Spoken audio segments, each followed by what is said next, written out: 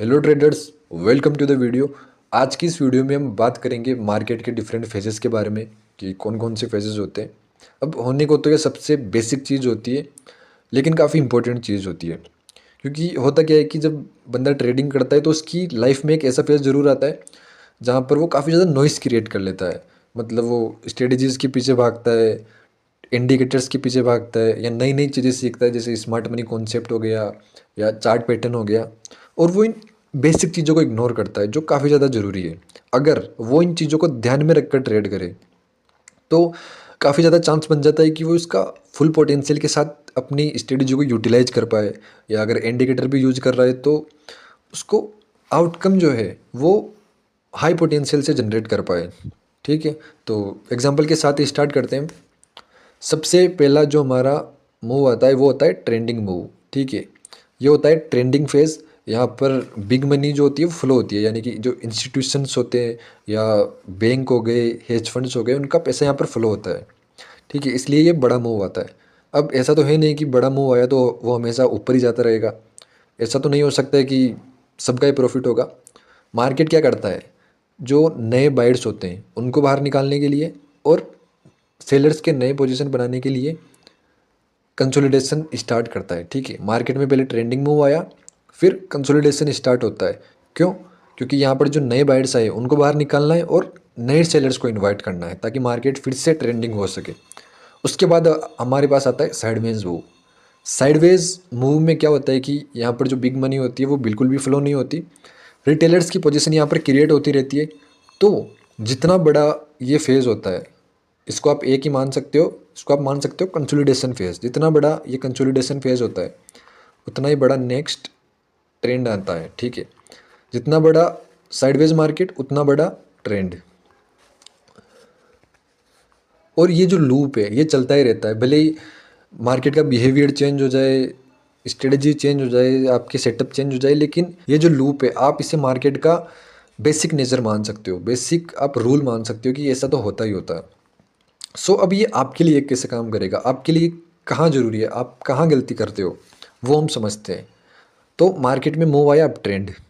अब यहाँ पर आप करते क्या हो? मैं भी यही गलती करता था कि मुझे देखा मार्केट में मूव आ गया तो एक तो मेरे को फोमो बहुत ज़्यादा होता था इन चीज़ों को देखकर कि मार्केट में मूव आ गया, तो मैं अपनी एंट्री लेने की सोचता था कि कहीं भी एंट्री मिल जाए। तो इनिशियल तो मैं टॉप पर एंट्री ले लेता था, तो इंस्टेंटली मेरा असर हिट हो जाता था।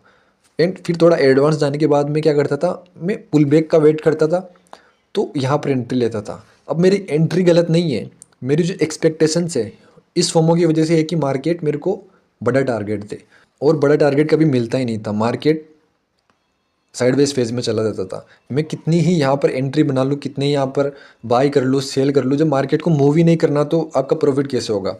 ठीक है, अगर आप एंट्री भी ले रहे हो तो मार्केट आपको बोलता है, मार्केट आपको प्रॉफिट देने के लिए तैयार है, बट आप ले ही नहीं रहे हो, आपको चाहिए बड़ा टारगेट। सो मेरे कहने का जो मतलब है कि आपकी जो इस जगह पर साइकोलॉजी थी वो आप यहाँ पर नहीं रख सकते। आपकी एक्सपेक्टेशंस थी यहाँ पर मान लो 100 पिप्स लेने की, तो यहाँ पर होनी चाहिए आपकी कि मैं 30 पिप्स ले लूँ और अपना टारगेट बुक कर लूँ, या 40 पिप्स ले लूँ। या ये जो रेंज बनी हुई है वोलेटाइल मार्केट की, आपको इसके अंदर ही अपने टारगेट रखना है।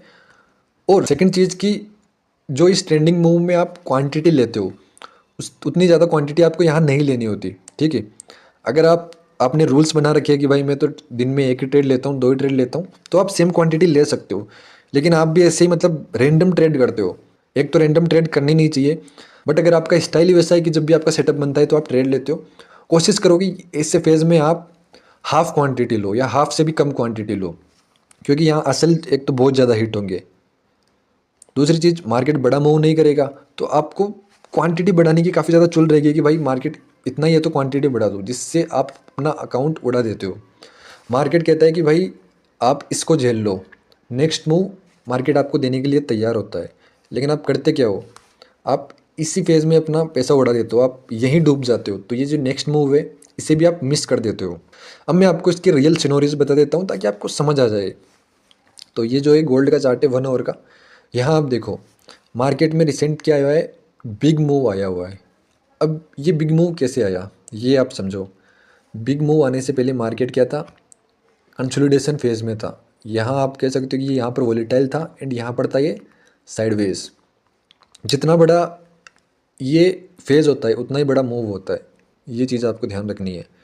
ठीक है, तो यहाँ आप देखो मार्केट में क्या था, ट्रेंडिंग मूव था। अब अगर आपने देखा है कि ये जो ट्रेंडिंग फेज़ रहा है, यहाँ भले ही आपको टारगेट मान लो आपको 100 पिप मिल रहे हो या 150 पिप्स मिल रहे हो, तो यहाँ पर आपको नहीं मिलेंगे। ठीक है, ये आपकी आंखों के सामने है कि एक डिसेंट मूव आया मार्केट के अंदर। अब ये हर पेयर के अंदर या हर एसेट के अंदर अलग अलग मूव मूव होता है। आपको जस्ट नज़र मारनी है, एक साइकोलॉजिकल पर्सपेक्टिव आपको रखना है कि हाँ ये आइडियल मूव आ गया, अब मार्केट जाने वाला है कंसोलिडेशन फेज़ में। ठीक है, तो मान लो यहाँ पर आप एक लोड से ट्रेड कर रहे थे या अग्रेसिव थे, यहाँ पर आपको थोड़ा पैसिव हो जाना है, यहाँ पर आपको सर्वाइव करना है, पैसे बचाना है, ताकि आप जो है ये नेक्स्ट मूव कैप्चर कर पाओ। ये जो चीज़ें हमेशा चलती रहती है। आप थोड़ा पीछे भी आओगे तो ये आप देखो पूरा, सॉरी, पूरा ये जो सीज़न है, अरे यार, पूरा ये जो सीज़न है ये साइडवेज गया। ठीक है, उसकी पहले मार्केट क्या था, उसकी पहले मार्केट था ट्रेंडिंग मार्केट। तो ये जो चीज़ें हर मार्केट में चलती है, हमेशा काम करती है। ये आपको डेली टाइम फ्रेम पर भी दिख जाएगी। ये इसमें आप इन्वेस्टिंग पर्पस के लिए भी इन चीज़ों को यूज कर सकते हो कि मार्केट में मूव आया तो इसी जगह पर आपको पोजीशन बनानी है, फिर मार्केट नेक्स्ट मूव करे। सो इस वीडियो में बस इतना ही। आप इसकी बैक टेस्टिंग करना कि कौन से मार्केट में कितना मूव आता है। बाकी मूव भी चेंज होते रहते हैं, बट अगर आप थोड़ा जूम आउट करके मार्केट को देखोगे तो आपको समझ आ जाएगा कि साइकोलॉजिकली एक मूव कितना आता है, कंसोलिडेशन कितना आता है, ताकि आप नेक्स्ट मूव जब आए तो उसके लिए आप रेडी रहो। बाकी हम मिलते हैं नेक्स्ट वीडियो में नए टॉपिक के साथ। Thank you.